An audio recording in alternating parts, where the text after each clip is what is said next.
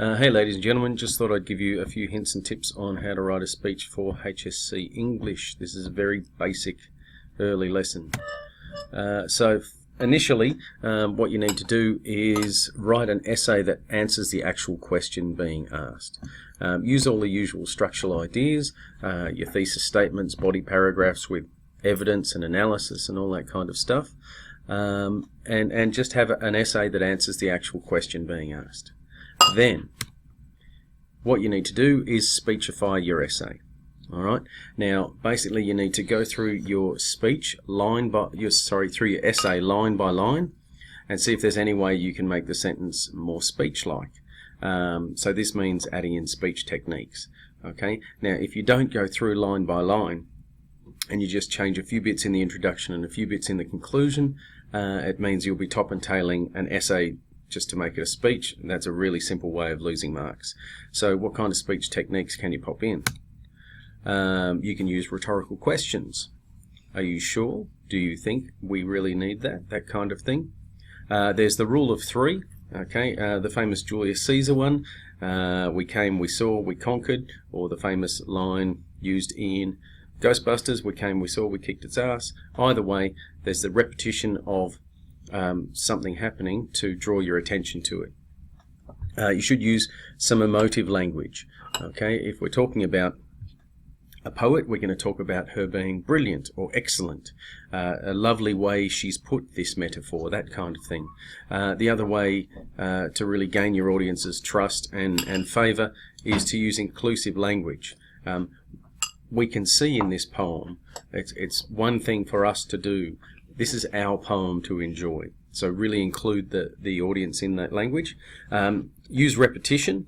Yes, this poem's good. Yes, this poem's great. Yes, this poem's amazing. This is why. That kind of thing. And if you can, do it well enough, pop in a metaphor and maybe have it an extended metaphor.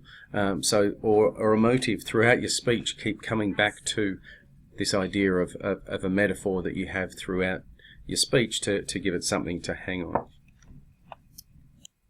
Alright, so just to give you a kind of example, this is a Shakespeare speech. Just move myself. So this was just the introduction. Good afternoon, students of Shakespeare. Okay, so the thing they're doing here straight away is addressing their audience. This was to a group of Year 12 students, and that was the supposed audience, so they've talked to them straight away in there. And they've made it in a tone that is for students. Hamlet, written by the bard himself. Alright, so sets a nice conversational tone. Okay, we've got the bard himself there, and then we've got Hamlet himself remains. Okay, so you've got the repetition of himself. It comes back to it, so it's a nice little technique they use there.